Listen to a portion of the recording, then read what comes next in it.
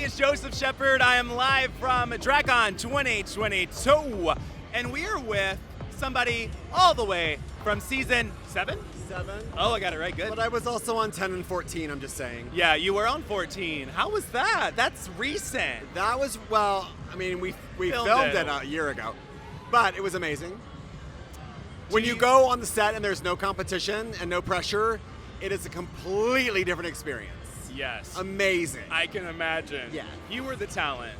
Yeah, I mean, it was just everything great.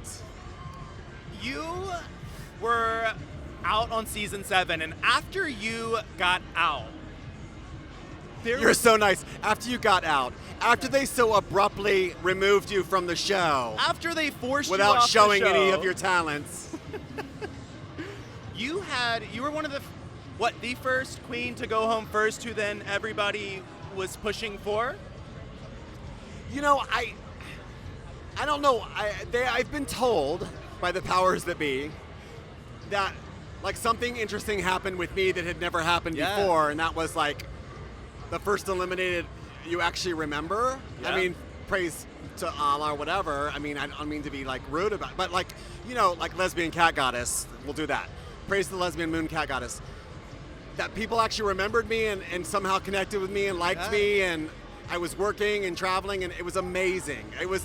I did not expect it at all because of the record of past experiences. So. And now that you were the first person that people were like, we need her back, we need the first outs back. If they do a first out season, she better be on. Well, listen, this is the number one question I'm getting at DragCon. Yeah. It's like Reddit is all abuzz about this first out season, the redemption season. Everybody's asking me about it. Willem and Alaska were talking about it on their podcast. I mean, it's been all over.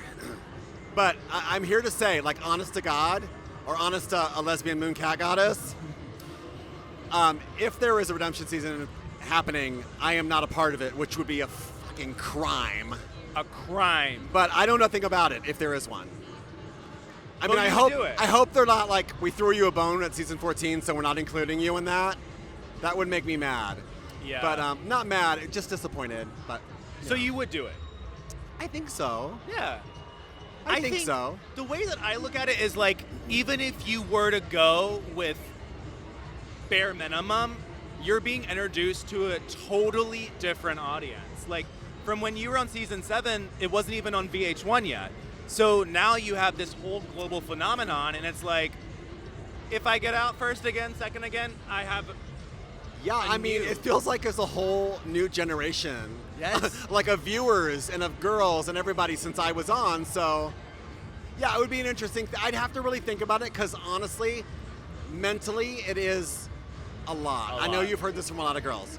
It's a lot mentally, emotionally, you know, to get through. And I don't know.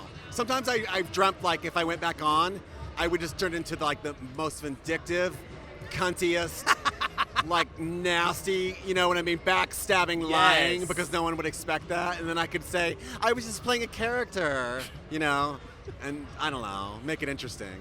I love that you have lots of characters on your head. I do. You have, I see mermaids, I see My Little Ponies, I see babies, I see baby heads. Yes. What was your inspiration? Because you're obviously going with your theme. Well, the baby theme is obviously a thing. Like, if I showed up without a fetus or a baby, like, people would be upset. I'd never hear the end of it. But what I wanted to serve is like a little dollar store goddess. Yes. Because, like, as you see, many of these girls are dressed remarkably expensively and impeccably, and I can do that, and that's fun, and that's amazing, but I'm like, what can I do at the dollar store? And literally everything's from the dollar store. Really? Yes, because I wanted to do, like, that and prove that, like, you know, maybe I'm just like the old girl again still, but like there was a time where we didn't have all the nice shit and we had to pull it together, and I just think it's like an homage to like old times and who I am and the babies, and you know, on the pink carpet walk I did the baby fetus thing, and which was sort of like a nod to like what's happening with Roe v. Wade. And Yes. anyway, I like to add a little politics, a little kitsch. Yeah, as you should. Your drag is not? your art, and your That's art what is I basically representation of yourself. Yes. So your representation of yourself that I'm getting is you love looking at yourself, and you love cutting the heads off dolls. Wait. I don't love looking at myself. This is, make no mistake, this is a public service for the public because, I'm like 6'6", flat-footed. So in heels, I'm like 8 foot tall. So this is at eye level of all the fans. So everyone who comes to my booth gets to check themselves before they take a picture and make sure they look good. So I honestly haven't looked in it. It's not about me. It's about the people. Yeah. You're giving them the help they need to look better. It is. And can I rant about something Yes. that just happened at my booth? What just happened? This is a serious rant. I feel like we're here for the fans, right? Yeah. And we are nothing without the fans. Correct. We're just men in dresses. And when I start hearing stories, which I have, and I want to make this negative, about queens being nasty to the fans or dismissive, it pisses me off so bad. And I'm asking for names because I'll go, I'm old and big, and I'll go talk to some girls. Don't piss off the fans. Yeah. Literally, a couple people have come to my booth in tears because some other girl was nasty to them or dismissive of them, and they're like, I just wanted to see so-and-so, and she just like pushed me aside, literally, and I'm like, and they're crying to me, and I'm like, it breaks my heart. It breaks my heart. So just know, first of all, know that we are people too, and we have feelings. Yes. But second of all, that like, you have to forgive and forget, I guess. But not everyone's bad, and Not everyone's I know bad. I'm going on a rant, but No, it's it's on my fine. mind right now. On these, All I have to say It is, bothers was this a me. newer or an older queen? the you've heard last about. one was an older, maybe not old, but early season queen. Early season queen. That's very interesting because I feel the same way that you do. You're here for the convention. You're here for the fans. What do you expect? I mean, Yeah, I feel like I'm not gonna lie. This is incredibly painful. Yeah. This- I can and tell. People are like, how do you stand in that? And the lighting in here Is hideous. gay bashing us. yes. It's a hate crime. The They floor and the, should have taken the booth money and changed the lights. Amen. It's terrible. But I'm willing to sacrifice the shit because I'm here for the people. And I'm like, Yes. I can suffer through a weekend because the fans may never have a chance to see me again. And, it's that, I don't care if it's that one person who's like, I love you and you mean something to me and Yeah.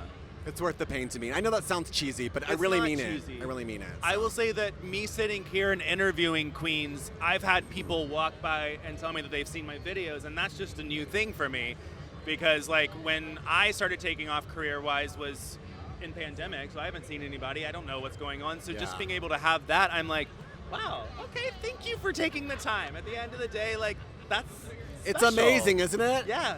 And someone like sincerely looks you in the eye and says, you mean something to me?